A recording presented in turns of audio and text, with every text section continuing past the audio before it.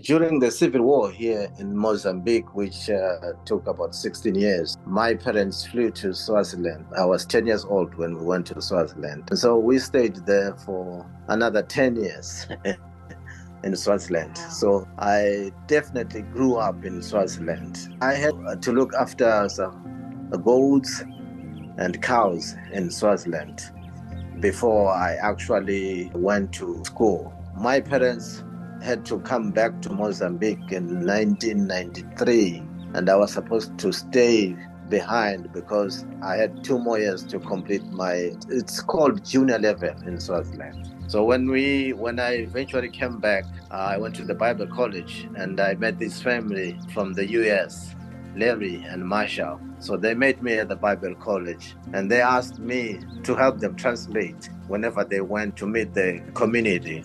So Larry gave me a test in one of the activities of the Calvary Project.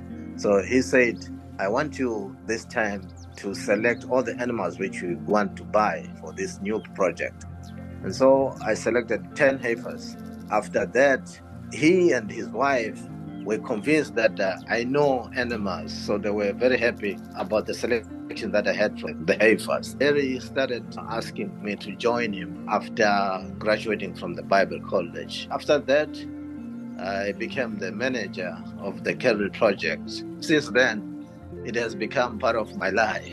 The projects have different distances. Some are far away, some are pretty close to where I live.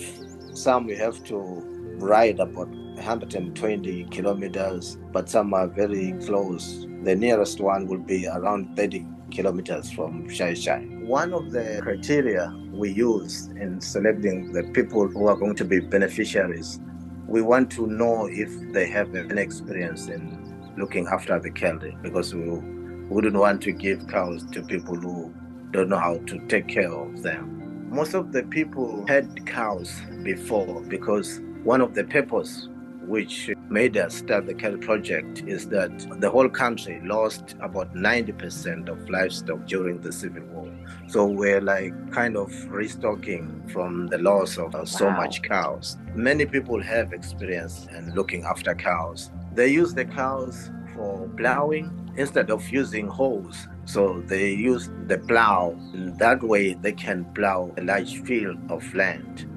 And also they use the cows for transportation. They use some like a trailer or a cart where they can load some foodstuff.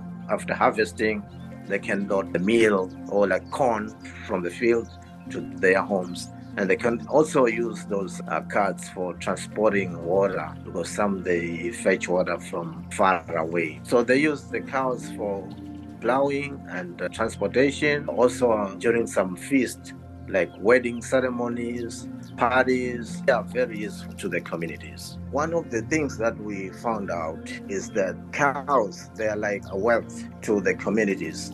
So if you don't have cows, they consider you as a very poor person, because you won't be able to plow a large field of land. You don't have transportation. We have these ceremonies, so that would be difficult if we don't have cows. And so cows, they're like a valuable resource to the communities. Another thing is that if you have cows, it is considered as a bank to the communities, because you can sell your cow at any time when you have a need, So it's like a bank to the communities where they've accumulated their wealth. The ceremonies that we have, the wedding ceremonies, even 100 families can be fed in one cow. Wow.